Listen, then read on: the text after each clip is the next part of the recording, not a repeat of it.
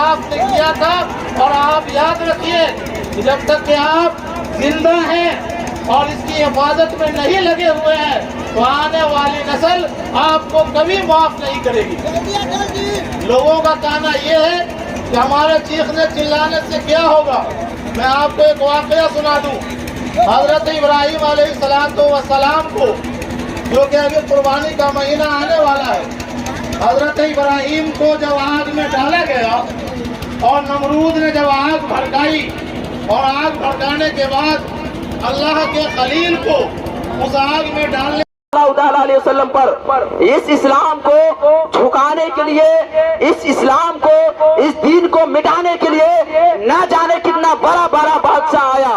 आज मोदी योगी सरकार अपने हुकूमत में न जाने कैसे कैसे अपने कानून लाया है, कैसे कैसे कानून लागू कर रहा है। लेकिन मोहतरम हजरात, हम और आप आज आए हैं, लेकिन आज से कुछ साल पहले इस हमारे प्यारे मुस्तफा सल्लल्लाहु अलैहि वसल्लम के नामों से रिसालत पर, यानी दीन हक पर ना जाने बड़े बड़े बादशाह अपने उंगली उठाने की कोशिश किया है। आज भी वो खाक में मिल गया है। याद कीजिए जो जमाना, याद कीजिए चंगेज बादशाह जो है, इंसान को, हमारे इस कौम के मुसलमानों को सर के खोपड़ी से, सर को तन से जुदा करके खोपड़ी से बड़े बड़े मीनार तामीर कर दिया था। वो बादशाह एक झलक में अल्लाह का खौफ, अल्लाह का, वो हमारा अल्लाह फैसला करने वाला है। लेकिन सबसे पहले हमारा आप अल्लाह उसके रसूल के दामन को अपने हाथ में।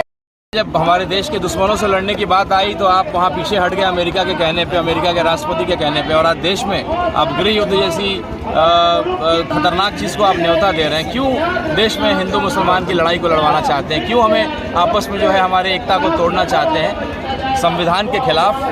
संविधान ने अधिकार दिया है freedom of religion, right of equality, जिसमें सबको अधिकार। मैं एक हिंदू का बेटा हूँ, मैं इस बात को मानता हूँ, स्वीकारता हूँ कि मैं अपने मंदिर के ट्रस्ट में किसी भी मुस्लिम भाई को नहीं स्वीकारूंगा। तो मेरा कोई अधिकार नहीं होता है कि मैं मुसलमान के ट्रस्ट में ज़बरदस्ती कहूँ कि आप किसी हिंदू को घुसाएं, किसी ज़बरदस्ती उनके ट्रस्ट में आप हिंदू को अधिकार दें। आप इंसानियत के नाते जब सोचेंगे कि किसी पॉलिटिकल पार्टी का एजेंडा हो सकता है, लेकिन ये हिंदुस्तान के हित में नहीं है। इसलिए एक हिंदुस्तानी जो बीजेपी सर्टिफाइड हिंदू नहीं है, वो इस गैर संवैधानिक बिल के खिलाफ है, इस काले कानून के बिल के खिलाफ है। हमारे देश को ज़मीन की कमी नहीं है और धार्मिक चीज़ों में, कभी भी ऐसी चीज़ों में हमें अपनी नाक को नहीं घुसाना चाहिए। और जब तक सीए कानून की तरह, कृषि कानून की तरह इस बिल को सरकार वापस नहीं लेती है,